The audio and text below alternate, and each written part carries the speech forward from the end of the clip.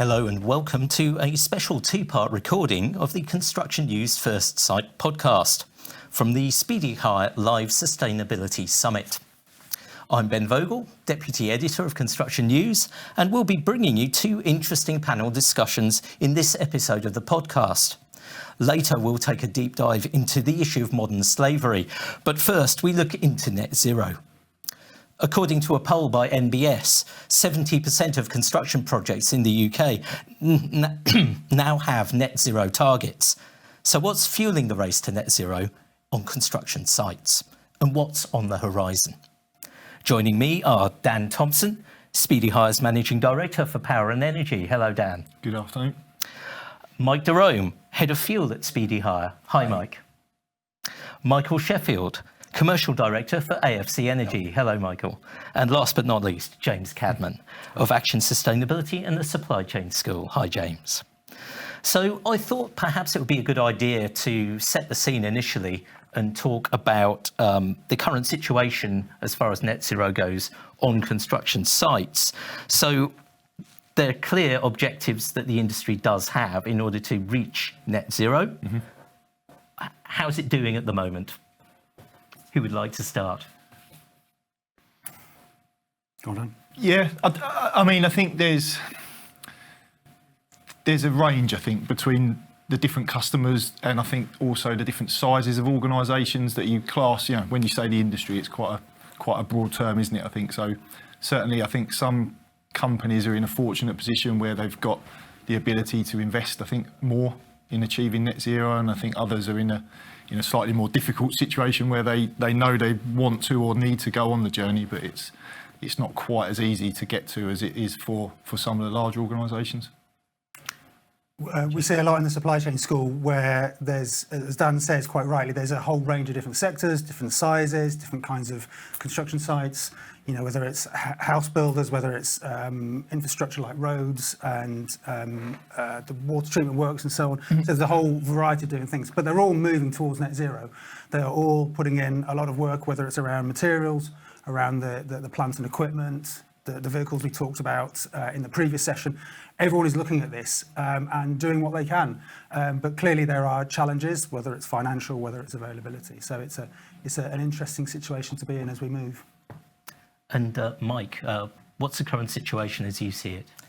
We've seen a transition sort of really over the last couple of years where there is definitely more interest in some of the lower carbon alternatives to standard diesel, which is kind of my part in this. And we've seen as people have started to sign up to the science-based targets initiatives where they have those milestones annually to hit, then there is an absolute need to start transitioning towards something different to diesel that's going to produce lower carbon emissions. So we've seen that kind of uptick in the last couple of years, and it's definitely getting more and more prominent, a requirement from our customers. Okay. And Michael? Yeah, I agree with Mike. It's in the last couple of years, it's really shown the higher interest, a lot more investment. I think the challenge is moving from talking about it, doing sustainability studies, and actually doing it. And I think we do a really good job, the Speedy team and AFC, we do a really good job of bridging that gap. Like, how do we get there? How do we do it? Let's just not talk about it. The technologies are here now, and they are available. So the challenge is getting them out there and getting them in the field. Mike, you mentioned SBTI, which is very interesting, looking at it from, we cover a lot of tier one contractors and what they're doing in terms of carbon accounting. And only a handful of the big contractors have signed up to SBTI because it's a very detailed mechanism for tracking and trying to limit carbon emissions. Do you see a lot of other contractors getting involved? What are the kind of obstacles to going into that kind of granular detail when it comes to chasing that net zero objective? I mean, from my perspective and putting the science-based targets initiatives together, I've not had a huge amount of involvement in that. But talking about the actual kind of fuel side of things and this transition, and this will, be it with science-based targets or not, is probably the blocker is cost. in that. So that's always the thing that stops these things moving forward. If you'd got, and let's take HVO for instance, and looked at diesel and HVO, if they were both the same price, everybody would go for the HVO option on it, but they're not, and they they're not going to be. But then that's when you start to introduce other technology to it. Like if we put a package together with a generator, it's got HVO with fuel management in it, so that we're only delivering when we need to deliver.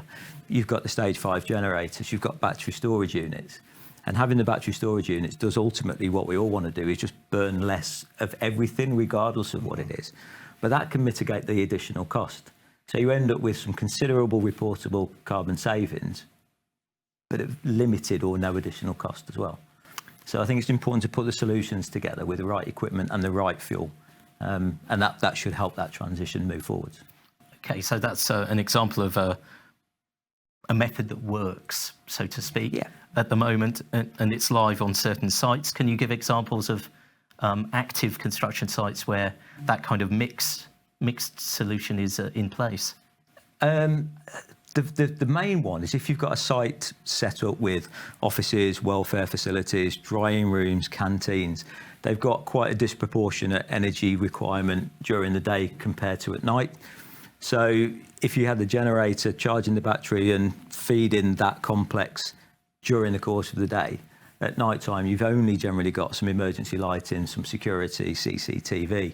So then the battery storage unit can kick in, and then that can power the smaller requirement overnight, meaning that you can turn the generator off for sort of 12, 13 hours. And that's where those savings and that sort of extra carbon saving comes in, because you're not running a generator and you're not burning any fuel at all. I see. So there are examples where this certain methods work, but I suppose there are listeners to the podcast who might be thinking, what are the pitfalls to avoid when chasing a net zero solution? So perhaps Dan, you could talk about that. Yeah, I think the first thing to think about is data and the quality of data. And I think it's something that was talked about at the top of the programme as well. I think one of the journeys we've been on certainly is understanding where are you capturing the data, what actually is it that you're trying to capture in the first place, and then how do you validate it to a point where it becomes reliable and usable. So I think that's got to be the first step, is when you're looking at products or when you're looking at a process that's around achieving net zero or a science-based target, is certainly understanding what are you trying to measure, how are you getting that data, and then can you rely on it, and can it be credible? So I think that's definitely the first step there. I'd very much agree with that and build on that. And it's something like science-based targets or your own in-house data collection is getting that reliable baseline, understanding what the scale of the issue is, but importantly, what the hotspots are in that, what the priorities are to go for. Whether it's fleet, whether it's buildings, whether it's generators, whatever it might be, understanding what those are, and then getting into the detail of it. Like Mike was just saying, there's different issues when you get to that level of granularity that you can then tweak and flex. And it's not just about flipping to solar panels and going for the really kind of the sexy stuff. It's kind of, are we using this efficiently in the first place? Are we leaving it to idle when it shouldn't be idling? There's a lot of good stuff we can do with the existing equipment that we have and the people and so on before we then start looking at other. There's lots of options, basically. So does this tie into a broader issue of telematics? Sure. Definitely. Yeah. Definitely. Yeah, I think so. I mean, you get a kit, you could set it up, you can be burning alternative fuels. If you're not collecting the data, if you're not monitoring, then what are you proving? Right? It's one of those things that if you're not taking the data in right and using telematics, all modern technology now has telematics capability, and utilizing that is the best part for tracking fuel usage, for tracking fuel savings, for tracking the cut down of carbon emissions that you're putting out is a super important part of it. And to go back to what Mike was saying earlier around that example of a battery and a generator, and to link in what you were saying earlier, unless you can prove that actually you're paying a bit more for the battery, but you're saving more on the fuel spend. Unless you can kind of prove that in the round, it's sometimes quite a difficult conversation to have with the end customer, saying, actually, this solution is going to help you burn less fuel, it's going to save you carbon emissions, but it's going to cost you this much here, but save you this much here. Unless you can prove that, it becomes a more difficult conversation to have. Yeah, and I think we're in a good spot now. It used to be if you want to invest in this technology, if you want to have a carbon-free site, you're going to pay for it, right? It could be more expensive, but we're getting into a spot where the cost of driving standard diesel and the cost of running, say, hydrogen is in the availability is coming and it's meeting, and it's becoming a more viable solution. And I think in the next few years it will be really, really close to running alongside with batteries, like fuel savings. I think we're going to get to a point where the cost savings is just as good, especially if you look at amortization over time with this new technology. We're getting pretty close to the same, and we're going to get there. I'm confident. So is that specifically to do with hydrogen or? I think everything, but in mind, we spend a lot of time, trying to figure out what works on the construction side. A lot of time with Speedy, because they're the experts in it and they know what they're doing. And we have a lot of case studies. And AFC's been doing this a long time. It's not a new technology, but it is new to this industry. So getting people to get used to it, and getting used to it is the biggest thing for us. People are sometimes scared of the word hydrogen. Is it dangerous? Learning how to educate people on hydrogen safety. We spend a lot of time doing that, making the generator look and feel like something they're used to, not a massive piece of kit that takes up most of the real estate on a job site. We spend a lot of time doing that so people are just comfortable with it. Okay. So I suppose there's a situation now where, as you mentioned, James, there's so many different types of construction site where net zero is the aim. So many different types of contractors involved in those sites. So different customers, different end users are going to have different approaches when it comes to driving towards net zero in terms of the plant that they use. So from a perspective of a plant hire firm, doesn't that make your job that much more difficult, because you have to tailor your solution for each individual client, each individual customer? Yeah. I mean, the short answer is yes, it does. But I think what's important is understanding that it's not ever going to be a one-size-fits-all situation. So, and even if you get down to the level of the type of activity that's happening on site, you think battery, for example, great technology from a small tools perspective, from a battery sort of energy storage perspective that Mike's talking about there. It's an absolutely ideal solution. But then if you're looking at bigger pieces of construction equipment, heavy goods vehicles, is that necessarily going to be the right thing in the long term? Probably not, and probably we're then into the sort of alternative fuels in a combustion engine or ultimately hydrogen, I think. So from our perspective, I think it's incumbent on us to really understand the marketplace, understand what technology is out there, and then use our expertise, use our in-house expertise, supply chain partners to present that to the customer and say that actually based on the specific application or the specific job that you're trying to do here, these are the technologies that can help you, and this is the range, and this is how you best use them to get the best benefit from them. So I think it's never ever going to be a single solution for everyone. I think there's a positive in that as well for me, very much that there's choice, and there's lots of different ways that we can get to net zero, that we can implement it. And I think it gives the customer that choice, that they can choose what is suitable for them, and whether that's the fuel or the kind of the application of that in the equipment. Because the flip side to that is if everyone was all going for the same technology and the same kind of piece of equipment, I think there'd be a restriction in the marketplace, at least to begin with, as everyone is scrambling for that technology. We have a bit of diversity in that sense, which helps depending on the application. There's no one silver bullet, is the cliche that comes out for that. Even though the objective is there, 2050, I believe it's. Yeah. How you get there, you take your own route. There, it's up to you. Yeah. Okay. Is some government policy incentivising or disincentivising the adoption of new fuels and new technologies towards net zero? Given what the events of this year, obviously there was a general election, change of government, and new government comes in, it's bound to have new ideas. So, and also, is there anything that you've noticed on the panel from the recent budget that you've picked out and thought that's going to help us get to net zero?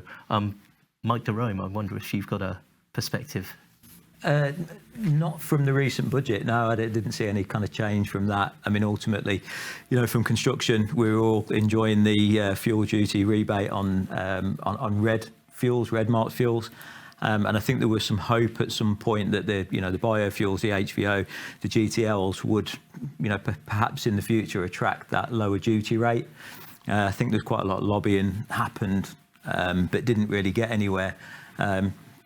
Because the government need to fill the coffers after COVID, I guess. But, that was the hope. And at some point, that may come. Look at Ireland, for example, with their green market fuels. You could do a very similar thing and then, just drop the duty down and then create a great incentive to adopt these alternatives, going through to HVO, GTL, and synthetics in the future. That would be the hope. And that's the one thing I think would have a massive swing, because then you're going to bring that price down to parity, and then the decision is a no-brainer. Go on, Dan, you go. No, I was going to say, I think in terms of things that were missing that perhaps they could have done at budget, I think changing the rules on the super deduction as well, I think would have helped drive a bit more investment in the plant hire sector at the moment. Being that only end users can really benefit from that at the moment, it's not really having the desired effect, I don't think, in terms of driving sort of further investment in plant and fleet. That would have been something that could have really helped. Yeah. I think that there's a wider perspective as well. I mean, even just in the news today, they were talking about what the government's trying to do to incentivise aviation fuel to go net zero. They've got something called Jet Zero. SAF. I love that. Yeah, they're using SAF, they're using sustainable aviation fuel. Used cooking oil, which goes into HVO, is a prime feedstock for that. So there's a global need for this. It's not just our sector, it's aviation, it's maritime. So there's that dynamic as well at that level of who's going to get these fuels, who's going to drive that market. So we need to be aware of all of that going on as well. There's been a lot of talk about using bioethanol to fuel various different aircraft and cars for some time, but it doesn't quite appear to have been unlocked. Is it ready for prime time yet, Michael? Yeah, I don't know. It's one of those things I think people are hesitant about because you always think about, say, hydrogen, for example, in hydrogen safety. There's always a stigma with that word, I think, and I think we need to get away from that. And when you're putting people in the air, it seems like the scariest form to take new technologies on. To me, it feels like the last one that will take hold because it does just have a stigma around putting people in the air with new technology. There's always a challenge around infrastructure as well, isn't there? Like that's always one of the biggest things is where can you get this product from, this fuel from? How do you store it? How do you, all of those things, and it's a bit like the discussion the guys were having before around electric chargers as well. You've got to get all of the pieces of the jigsaw in place, haven't you, I think, so to make it really work. Going back to what the government incentives and the change in government now, one thing I've seen is investment in hydrogen production. I've seen a lot of news on the UK because the UK is hydrogen availability is not great. It's a challenge that we have here, and I've seen that in the new government that there has been a lot of investment in creating hydrogen in that space, and that's going to help a lot. So until those plants for hydrogen production are in place, is that holding you back in practical terms? Well, it is a challenge. It is a challenge, but it's something that Speedy Hire and AFC, we've come to realize that with the customer, right? Getting used to a new fuel is one thing, and then if you have a hesitation on if I'm not going to be able to find it if I run out, right? We've done a really good job of procuring contracts with hydrogen suppliers and multiple ones that we have backup on backup, and then we do a really good job of supplying that to them directly instead of leaving it. Here's your hydrogen fuel cell generator. Now go get it. No, we want to hold the hand of the customer on this new technology. We'll say we'll supply it for you. We'll change out the bottles for you if you like, and we'll just lead them along until they're used to it. And if they want us to continue to do it, we'll do it. But once they get used to the technology and they feel comfortable with it, they can go on their own. Okay. Does anyone else want to add? I think, looking at solutions with power, and in today's thing, we're looking at managing the solution for the customer because they're becoming more complex. So with fuel, and then you have AdBlue, and if AdBlue runs out, generators can stop, and all this sort of thing. So having that fully managed service of both fuel, AdBlue, generator maintenance and service, all driven by telemetry data, then linked to battery storage units that can be programmed remotely. Taking care of that for the customer, I think, it gives them a great degree of comfort in something that's actually quite a step forward and quite a challenge for them. They want to build, they don't want to mess around with generators, they just want them to work. So that's where we can come in and help with that. And hopefully when that confidence builds up, in that it is actually a lot easier for them, then you start to see a greater adoption. There was a mention of infrastructure a bit earlier on, having the correct infrastructure in place to enable these new range of sustainable fuels and net zero related tools to be used effectively on sites. It strikes me that there are several practical obstacles in place as far as getting the right infrastructure in place is concerned, not least the fact that so many sites are physically constrained. How do you square that circle? Must be very, very difficult to do. I don't know if you've got a perspective on that, James. Yeah, well, from the supply chain school, because we can be agnostic. We don't have any vested interest. We can be the objective observer. We see lots of situations like that, whether it's getting a grid connection out in a rural environment. If you're on a roads project and you want a grid connection, that can take a long time, can be expensive as well. If you're in an urban environment and you're constricted, as you say, you've got high-rise buildings around you and you've got restricted access in terms of wagons coming in. There's lots of different pieces of the jigsaw puzzle that you need to arrange to make sure you can do the best you can, let alone the time of year, the shorter days if you're thinking about solar or different kind of renewables. But it's about playing those tunes. I think it's working with what you have and saying, well, what is feasible here, and picking the best that you can for the sites, the location, the time of year, how long you're on site, because some of the stuff that Mike was talking about, it will depend on how long you're going to be there on that site and whether it's worth putting in some of that stuff for the longer term or not. So short-term projects, 6 months, or something that's a lot longer, like a roads project, they'll have a different makeup. So again, it's back to that. It's not a one-size-fits-all. Yeah. And I think it also goes back to understanding the different types of technology that are out there. So, for example, you've got a piece of kit like a flybridge unit that can help you downsize the size of a generator that you need, for example. So whereas you'd have had a huge generator on site, you might be able to get a smaller generator with another piece of technology, but that overall saves you space and allows you to do the things that you want to do within the same kind of footprint. So I think, again, it's being aware of what's out there and understanding how the different pieces of equipment can fit together to get the overall end goal that you're looking for. Is a greater variety of equipment now available? Are more new products coming on the market all the time? Yeah, certainly. Eventually you get to a point where, you can only do so much with the technology that's available. But yeah, there are, and I think a lot of the technology and a lot of the products that are coming out are just around achieving more with less, ultimately. And, can you just get the same end result with a smaller piece of kit, burning less fuel, using less hydrogen, whatever it might be. So I think it's that pace of change now is lending itself more to being more efficient and being able to utilise often existing technology, but to a greater degree of efficiency, I think. So in terms of innovation, do you think that there's more energy, so to speak, more funding has to be invested in research and development from contractors and plant hire companies in order to keep the kind of pace of innovation going? You have to. I mean, if you introduce new technology, it obviously is going to have a higher capital cost while you have lower productions, right? So the only way to counter that is to scale up production. And the only way to do that is have people invest in it when it comes in. So getting people to invest in the technology in the early stages or when it's not widely accepted is important. And I think it's our job to educate people and let them know that this is available. We're going to get there. We'll come alongside you, but you have to invest in the technology to make it move forward. It's kind of problematic, though, isn't it, in looking at a construction industry where most contractors operate on pretty thin margins. They're lucky if they make 2-3% on a particular job. Getting them to help you invest in new technology, it's a bit of an ask, isn't it? Sure. Yeah, definitely. And I think it almost goes a layer up the value chain as well. You really need, for something like that, hydrogen's a great example where you need everybody on board, probably from the ultimate end client down, to make sure that that type of product can really start to take hold. So we're really at the start of the hydrogen journey from a power perspective. And I think you need someone who's going to be bold to take the product on in the first place and bring it to market early.